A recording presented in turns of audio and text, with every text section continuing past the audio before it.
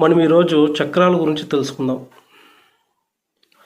చక్రాలు చాలామంది వినే ఉంటారు. ఈ చక్రాల గురించి కొన్ని టీవీల్లో చూస్తుంటారు, కొందరు గురువుల ద్వారా తెలుసుకొని ఉంటారు.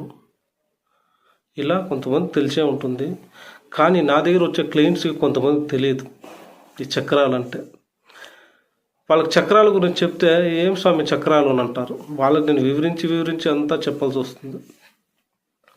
అందు గురించి వాళ్ళగే చాలామంది ఉంటారు చక్రాల గురించి తెలియకుండా ఉండేవాళ్ళు. అది ఎన్ని ఉన్నాయని కూడా కొంతమందికి తెలియదు. కొంతమందికి అయితే ఇన్ని ఉన్నాయా అని చెప్తే ఆశ్చర్యపోతారు. అలా కొంతమంది ఉన్నారు. కానీ ముందుగా మనం తెలుసుకునేదే ఈ 7 చక్రాలు. 7 చక్రాల గురించి అందరికీ తెలుసు, కొంతమందికి తెలియదు అంతే. మిగతా చక్రాల గురించి ఎవరికి తెలియదు. ఈ 7 చక్రాలు మూలాధార, స్వాధిష్టాన, మణిపూరక, అనాహత, విశుద్ధి, ఆగ్నేయ, సహస్రారం అనేటివి ఈ 7 చక్రాలు ఉంటాయి. కానీ వాస్తవానికి ఈ 7 చక్రాలలో పాటు ఇంకా ఈ 107 చక్రాలు ఉంటాయి. మొత్తం 114 చక్రాలు ఉంటాయి. ఈ 114 చక్రాల్లో 112 ఇది బాగా అర్థం చేసుకోవాలి మీరు. 112 చక్రాలు మన దేహం లోపల ఉంటాయి. అలాగే ఇంక 2 చక్రాలు మన దేహము అవతల భాగంలో ఉంటాయి. ఈ అవతల భాగంలో ఉండేది మనకి నాడీలకి కనెక్ట్ కాదు, అది దేవుడికి ఆ చక్రానికి కనెక్ట్ అవుతుంది. ఈ 112 చక్రాలు మన నాడీలకి కనెక్ట్ అయి ఉంటాయి. ఎలాగంటే మన దేహంలో 72,000 నాడీలు ఉన్నాయని తెలుసు. ఈ 72,000 నాడీలు ఎడమపక్క 36,000 నాడీలు, కుడిపక్క 36,000 నాడీలు ఉంటాయి. ఈ 72,000 నాడీలు ఈ చక్రాలకి కనెక్ట్ అయి ఉంటాయి. చాలామందికి చక్రాలు 7 అనుకొని ఉంటారు, కానీ దీంట్లో డివైడెడ్ కూడా అయినాయి. కొన్ని చక్రాలు 21 చక్రాలు వచ్చేసి మైనర్ చక్రాలు, అలాగే 86 చక్రాలు వచ్చేసి మైక్రో చక్రాలు. అలాగే ఈ 7 చక్రాలు చాలా పెద్దవైనవి, అంటే పెద్ద శక్తి కలిగినవి ఈ 7 చక్రాలు. అలాగే 21 చక్రాలు వచ్చేసి మేజర్ పాయింట్స్, ఆక్యుపంచర్ పాయింట్స్ కూడా అంటారు దాని గురించి నెక్స్ట్ వీడియోలో చెప్తాను. ఆ పాయింట్స్, ఆ చక్రాలు వేరే. ఇది కంటికి కనపడవు, కొంచెం చిన్నగా ఉంటాయి. కానీ మొత్తం ఈ 114 చక్రాలు ఫిజికల్గా కనపడవు, కంటికేం కనపడవు, మన మానవ దేహానికి కనపడవు. అలాగే ఈ చక్రాలు 114 చక్రాలు మన దేహంలో ఉన్న శక్తికి, అలాగే బయట ఉన్న శక్తికి, మన దేహం బయట ఉన్న శక్తికి, మన దేహం లోపు ఉండే శక్తికి ఇది కేంద్ర స్థానాలు. ఈ చక్రాలు మన చాలా పవర్ఫుల్ అయిన చక్రాలు. వీటికి చక్రాలు ఎందుకు పేరు వచ్చింది అంటే, ఈ మన 72,000 నాడీలు ఉన్నాయి కదా, ఈ నాడీల నుంచి ప్రాణశక్తి అనేది ఈ చక్రాలకి స్లోగా వెళ్తూ ఉంటుంది. ఇది స్లోగా వెళ్తున్నప్పుడు కొన్ని సుపీరియర్ పాయింట్స్ వద్ద అది కనెక్ట్ అయినప్పుడు రౌండ్ షేప్లో ఫామ్ అవుతుంది. ఆ రౌండ్ షేప్లో ఫామ్ అయినప్పుడే దాన్నే వాళ్ళు చక్రాల్లోనే ముందుగానే గ్రంథాల్లో, ఉపనిషత్తుల్లో, మన వేదాంతాల్లో దాన్ని తెలుసుకున్నారు. అలాగా దీనికి పేరు అనేది అలా వచ్చింది. ప్రాణశక్తి అంటే ఏంటి?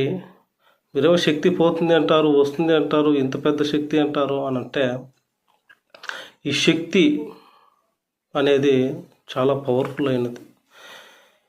దీనికి శక్తి అని నేను ఒక పేరు చెప్తాను. దీనికి పేరు అనేది లేదు. కొంతమంది చీ ఎనర్జీ అంటారు, కొంతమంది గ్యాలక్సీ వేవ్స్ అంటారు, కొంతమంది వచ్చేసి లైఫ్ ఫోర్స్ అంటారు. ఇలా చాలా పేర్లు ఉన్నాయి దీనికి. ఈ ప్రాణం గురించి తెలుసుకునే ముందు ఏమంటే ముఖ్యంగా తెలుసుకోవాల్సినది ఈ సృష్టి ఎలా ఆవిర్భవించింది, ఈ సృష్టి ఎలా నడువబడుతుంది అనేది తెలుసుకోవాలి. ఈ సృష్టి ఎలా ఆవిర్భవించిందంటే, ఈ సృష్టి ఆవిర్భవించింది ఒక గుడ్డులో నుంచి. ఆ గుడ్డుకు పేరు వచ్చేసి హిరణ్య గర్భం. ఈ హిరణ్య గర్భానికి పేరు ఉండదు. కొంతమంది గోల్డెన్ ఎగ్ అంటారు, కొంతమంది వచ్చేసి బంగారు గర్భము అంటారు, కొంతమంది గోల్డెన్ ఊంబ్ అంటారు. ఇలా పేర్లు అనేది ఉన్నాయి. దీని నుంచే మనం పుట్టామని మా గురువులు మాకు చెప్పారు. ఈ గ్యాలక్సీలు, ఈ నక్షత్రాలు, అలాగే ఈ సృష్టిలో ఉండే అనేక మన కంటికి కనపడనివి, చేతికి అందనివన్నీ పుట్టిండేది ఈ హిరణ్య గర్భం దీని గుడ్డులో నుంచి నేను చెప్పారు. మనమున్న ఈ విశ్వం ఎలా నడవబడుతుంది అనంటే, ఈ విశ్వం వచ్చేసి 4 ఫండమెంటల్ ఫోర్సెస్ వల్ల నడుస్తుంది. ఈ 4 ఫండమెంటల్ ఫోర్సెస్ ఏమిటంటే గ్రావిటీ, ఎలక్ట్రోమాగ్నెటిజము, వీక్ న్యూక్లియర్ ఫోర్సు, 4వది వచ్చేసి స్ట్రాంగ్ న్యూక్లియర్ ఫోర్స్ అనే ఈ 4 ఫండమెంటల్ ఫోర్సెస్ వల్లే ఈ విశ్వము నడవబడుతుంది. ఈ 4 ఫండమెంటల్ ఫోర్సెస్ మనం ఉన్న ఈ విశ్వానికి చాలా కీలక పాత్ర పోషిస్తుంది.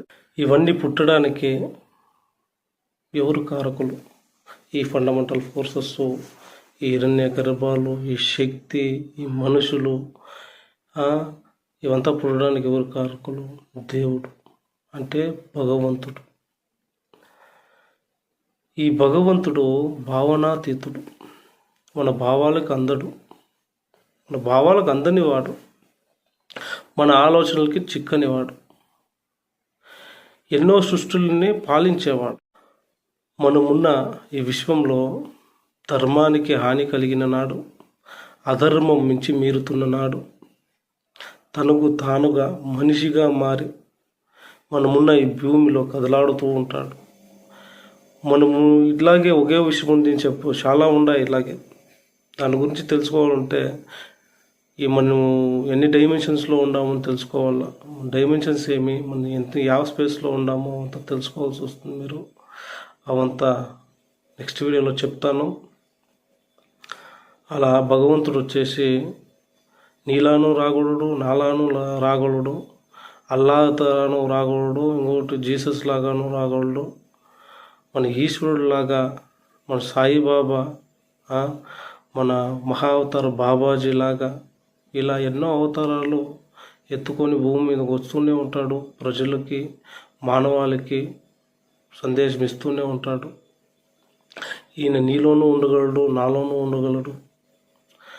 ఈ భగవంతుని పొందాలంటే, ఈ శక్తిని చేరాలంటే భౌతిక, మానసిక, ఆధ్యాత్మిక అభ్యాసాల వల్ల ఇది కొంచెము సాధించవచ్చు.